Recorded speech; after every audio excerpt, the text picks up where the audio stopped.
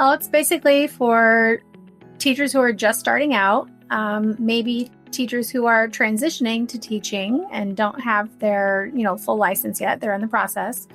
Or maybe teachers who are a couple years in and are maybe finding things frustrating and how to do things in a way that's more efficient and effective for them and their students. They want to be in there, but it's hard. It's hard.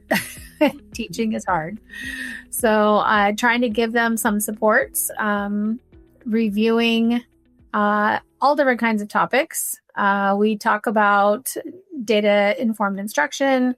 We talk about behavior. So things that Laura talks about in her building resilient students in school, she brings some of that into, the new beginning teacher.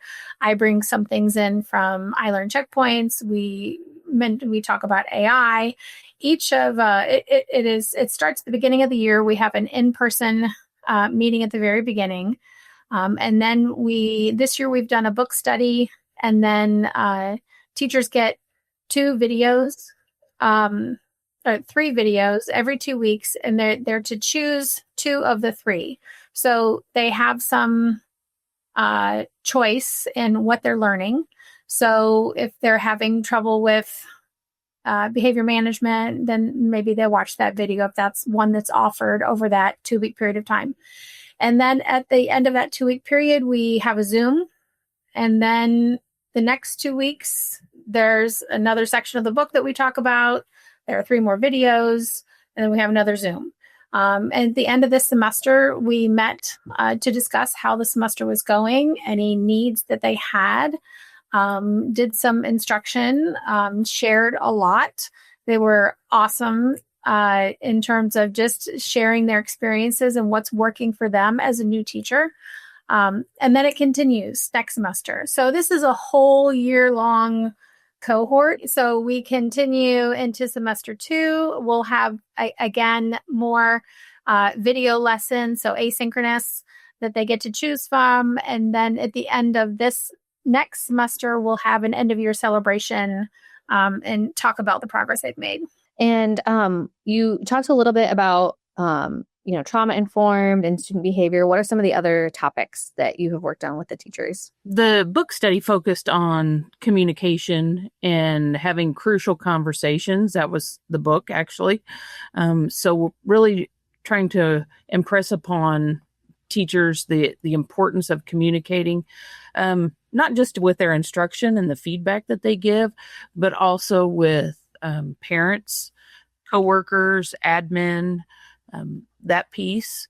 And so student engagement is another area that we focus on, differentiating instruction, making sure teachers take care of themselves.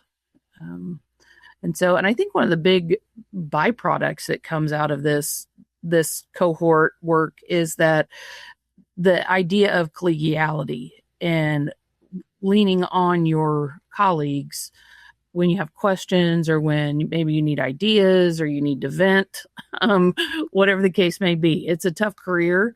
And so having a team around you is definitely important. What are some of the successes or maybe feedback you've received over the last couple of years in running these cohorts? I think one of the big ones is they feel like they're not alone. And having someone maybe outside of their school to talk to and share with, and then other teachers who maybe have a similar grade level or subject area, where they can have a conversation. Because in a lot of these schools, they might be a one-off, right? Mm-hmm. Like they're the only band teacher or they're the only 3rd grade teacher or whatever. But in this situation, because it's across several districts, they're able to collaborate with one another and talk about, like just on the last Zoom meeting, there were 2 of our teachers who are ones at their buildings, and they were able to, one suggested a solution for the other one, and that collaboration was just very meaningful. She was like, "Oh, I never thought of that. Thank you for that suggestion." And I never thought of it because I don't teach that. So yeah. Yeah. Well, and it can sometimes be easier to hear some ideas and feedback from people that are just a little outside of your context. Someone who's not evaluating you, it can sometimes feel a little safer to share and ask for help in that situation. But I love that you're also encouraging that communication so that they can take some of that back then to their own colleagues or administrators, whatever that might be, to continue. We also did the verbal de-escalation piece from CPI with them when we first got started. So helping with student behavior and giving them some strategies for their toolbox at the beginning of the year. I have a quote from one of our cohort members. Yeah.